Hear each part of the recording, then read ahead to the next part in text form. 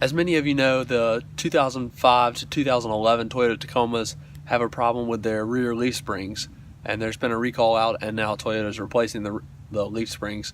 I brought mine in today to get it checked out, and they didn't have any leaf springs on the shelf, but they ordered some, and they said mine was due for leaf springs. But I thought it was interesting that they didn't blanketly replace all the leaf springs across the board. It's a inspect and see kind of a recall. So let me show you what the underside of my truck looks like. So this is a set of leaf springs that Toyota deems to be needing to be replaced by the recall. If you can see my axle farther back here, you can see that there's no arch going up this way. Actually, the leaf spring kind of comes down, so this point is lower than the axle back there.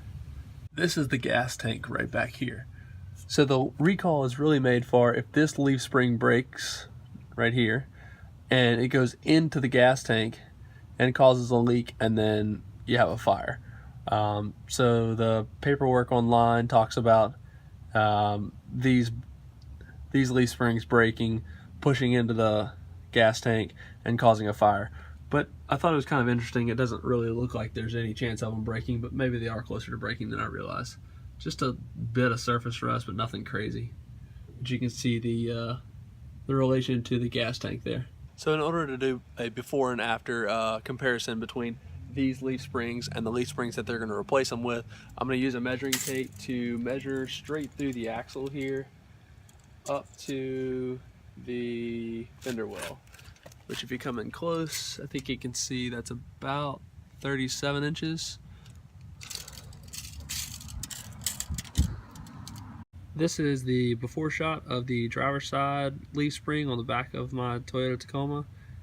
This is the one that Toyota deems necessary to recall. I don't see anything crazy rust-wise, and it still has a touch of arch. Nothing super arched about it, but it's not quite bent lower than the axle like the front is. It's been a couple weeks. I've gotten a haircut, and the leaf springs have been replaced, so let's take a look. So this is the new leaf pack you can see here. You can tell there are more leaves in this pack, but the angle really hasn't changed much. Not sure if you can tell that from the axle back there, but the angle on the leaf springs hasn't changed very much. Looks like they added another wraparound here, and then a couple more leaves. You can also see that they changed the U-bolts out back there, all fresh and shiny back there. Interesting changes. Let's check out the height difference. So if we're going to measure the height here, we'll go through the axle again like we did before, and it looks like we're at about 37 inches there. Doesn't look like they changed the height at all. So here's the view from the driver's side rear. You can definitely tell the same angle is kept back here. Not really much has changed, it doesn't look like.